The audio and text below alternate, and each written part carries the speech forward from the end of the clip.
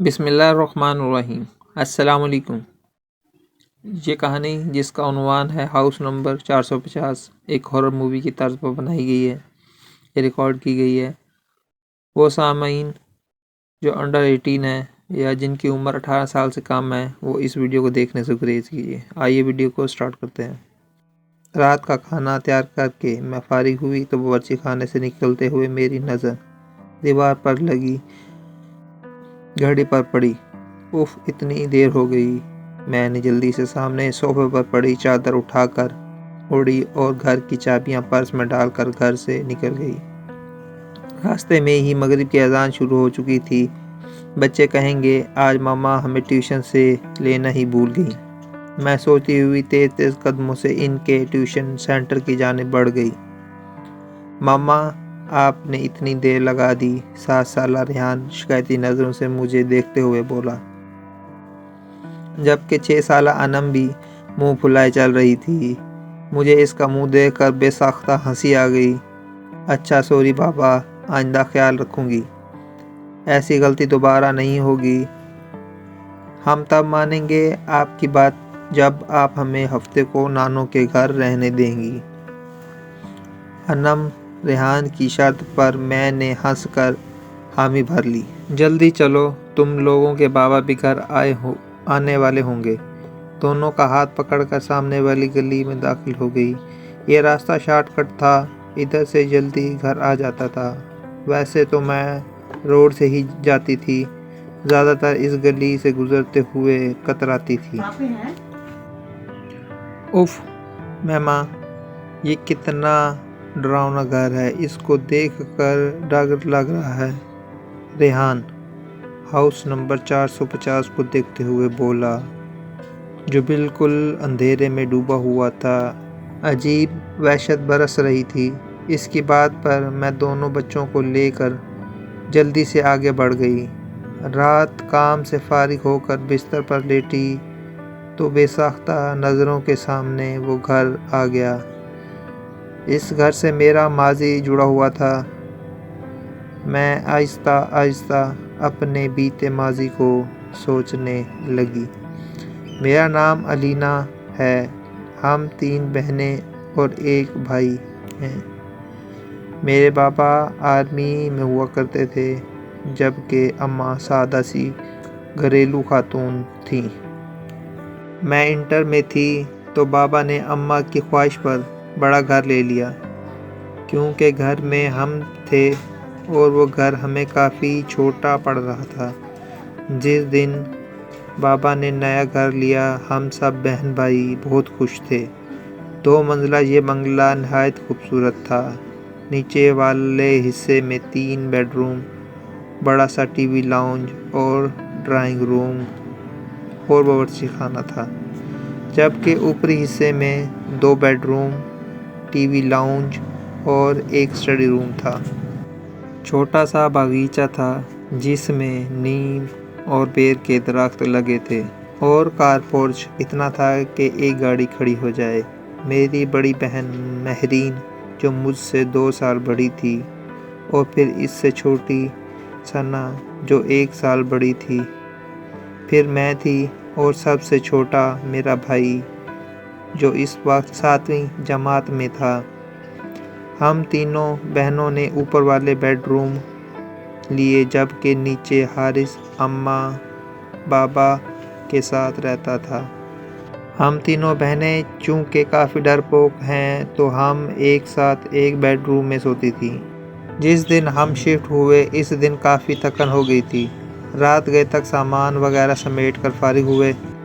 باقی کا کام اب کل کر لینا، اب جاؤ تم لوگ بھی سو جاؤ۔ کھانے سے فارغ ہوئے تو امی بولیں تو ہم تینوں بہنیں اوپر آ کر لیٹ گئیں۔ تھکن اس قدر تھی کہ لیٹتے ہی نیند آ گئی۔ اب سوئے زیادہ دیر نہیں ہوئی تھی کہ مجھے نیند میں ایسا لگا کہ کوئی باہر دروازہ بجا رہا ہے۔ میں نے اٹھ کر دروازہ کھولا تو سامنے کالی بلی کھڑی مجھے گھور رہی تھی۔ اس کو دیکھ کر میری بے ساختہ چیخ نکل گئی۔ میری چیخ پر میری بہنیں گھبرا کر اٹھ گئیں۔ کیا ہو گیا؟ سب خیر تو ہے؟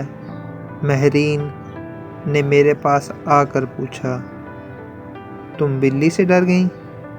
اس نے حیرت سے بلی کو دیکھتے ہوئے کہا اور میں شرمندہ ہو کر واپس بستر پر آ کر لیٹ گئی۔ ہفتے کی رات ہم تینوں بہنیں رات دیر گئے تک جاگ کر باتیں کرتی رہیں۔ یہی کوئی رات کے 2 بجے ہوں گے۔ ہمیں ایسا لگا باہر ٹی وی لاؤنج سے باتوں کی آوازیں آ رہی ہیں۔ اس وقت کون ہو سکتا ہے؟ ہم بولتے ہوئے کمرے کا دروازہ کھول کر جیسے ہی باہر آئے تو ایسا معلوم ہوا جیسے یہ باتوں کی آواز باورچی خانے سے آ رہی تھی۔ باورچی خانے سے ہم نے جھانکا تو کالی بلی سامنے کاؤنٹر پر بیٹھی نظر آئی۔ ہمیں دیکھ کر اس نے چھلانگ لگائی اور سامنے کمرے میں گھس گئی۔ ہم ابھی سمجھ نہیں پائے تھے کہ یہ ہوا کیا۔ پھر ہماری نظر سامنے جلتے چولہے پر پڑی۔ ایسی خوشبو آ رہی تھی کہ جیسے کچھ پک رہا تھا۔ مہرین نے آگے بڑھ کر چولہا بند کیا۔ ہم تینوں ہی گھبرا سی گئے تھے۔ اس بات کا ذکر ہم نے اگلے دن امی سے کیا، جس پر وہ الٹا ہمیں ڈانٹنے لگیں کہ جلدی سویا کرو۔ اتوار خالہ اپنی فیملی کے ساتھ ہم سے ملنے آ گئی تھیں۔ رات دیر تک وہ اپنے گھر گئیں تو نیچے ٹی وی لاؤنج میں رکھے تخت پر بیٹھے ہم تینوں بہنیں اور امی باتیں کر رہے تھے، جبکہ ابو اور حارث سونے جا چکے تھے کہ امی کی نظر لاؤنج سے جاتی سیڑھیوں پر پڑی۔ ارے علینا بیٹا، اوپر دیکھو، کوئی بچہ رہ گیا۔ خالہ کے چھوٹے چھوٹے بچے تھے، کافی شرارتی سے۔ امی کو لگا کوئی بچہ اوپر نہ رہ گیا ہو۔ امی کی بات پر ہماری نظر بھی اوپر کی جانب جاتی سیڑھیوں پر اٹھی تو دیوار پر چھوٹے بچے کا سایہ نظر آیا۔